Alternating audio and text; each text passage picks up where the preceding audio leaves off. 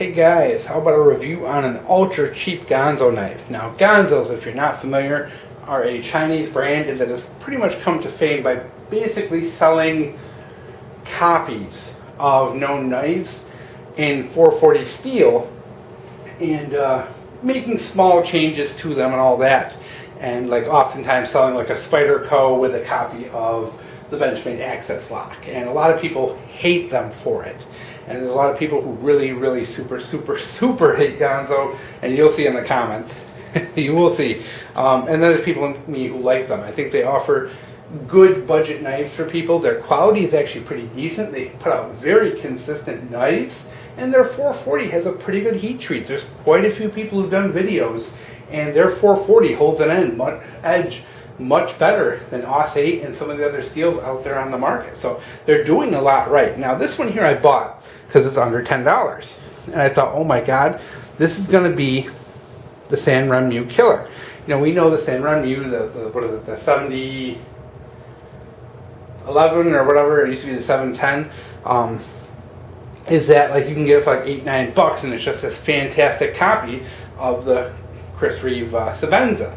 And so I saw this for $9 and I'm like, oh my god, this is essentially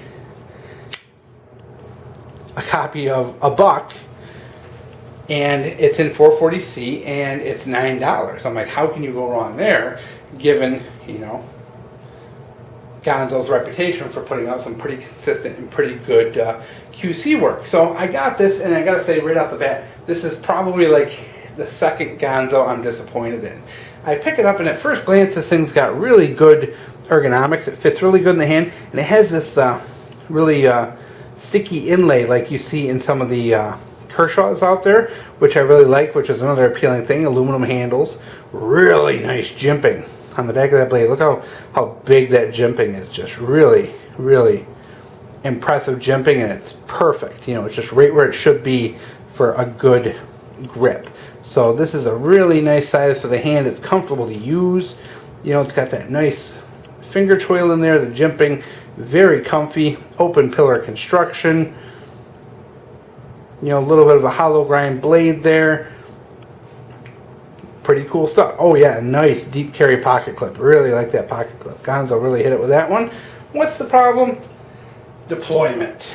You know, some of the Gonzos, and usually if you have a problem with the Gonzo, it's because of the access lock. Let's face it, they're just not doing it like Benchmade. And, you know, so you do got to tinker with those a little bit if you want them to be super smooth. But this knife came to me, and you can see the blade centering is a little off, which no big deal, but it was hard to open. I mean, this thing was like, the detent, number one, is very stiff. There's the detent is on the liner lock, and what you have is I actually disassembled this knife to check it out, and there's a square, or not a square, but a rectangle hole on the blade for the detent, and I think what it is that square just holds it up and makes it a lot tougher. I mean, that will wear with time, and so that will make it a little bit easier, but right now, right out of the bat, that detent is hard to overcome. Very difficult to overcome, so you're going to need some serious force to open this. You know, you have that small little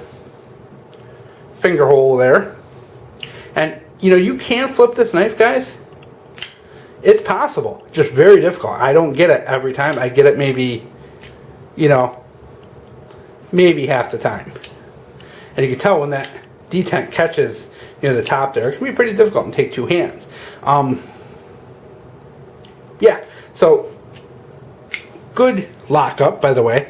No blade play that I'm feeling. Maybe a hair side to side, but it might be my imagination. The lockup on that's really nice. The liner lock is inlaid into the aluminum handle, so it helps keep this thing really super thin and small and lightweight. I did take it apart, guys, and what did I find? Number one, there is a Teflon washer on one side and I think brass on the other. And part of the reason why this knife was so gritty and so tough to open was that there was a really big burr on the brass washer.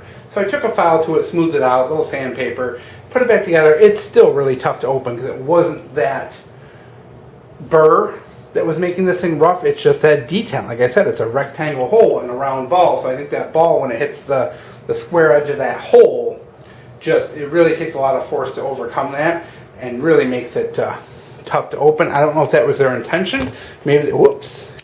Maybe they wanted this thing not to be a knife you can flip open, but I mean you can, you know, you can obviously see.